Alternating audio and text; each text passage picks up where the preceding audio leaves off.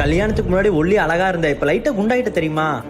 கொஞ்சம் உடம்பு போட்டா போதும், இந்த ஆம்பளைங்கெல்லாம் நம்ம தான் அழகு, நம்மளாம் ஒண்ணுமே இல்லைங்கிற மாதிரி பாப்பாங்க, நம்ம மேல பாசமே கம்மியாயிரும். ஒருவேளை உடம்பு ஏறிட்டே போனா இவருக்கு நம்ம மேல இன்ட்ரெஸ்ட் போயிருமோ? ஏய் என்னடி ஒரு டைம் தான் போட்டுக்கிட்ட, அதுவும் கொஞ்சமா தான் சாப்பிட்ட? அது இல்லைங்க, பசிக்கல எனக்கு. என்னாச்சு இவளுக்கு? இந்தாம்மா டீ குடி. வேணாங்க. நீ என்ன வர வர எதையுமே வேண்டான்னு சொல்ற? ஓ ஆன்ட்டி என்ன அழகா மெயின்டைன் பண்றியா? காலங்காத்தால இவ எங்க எந்திரிச்சு போறா? எதுக்கு இவ காலங்காத்தால ஓடிட்டு இருக்கா?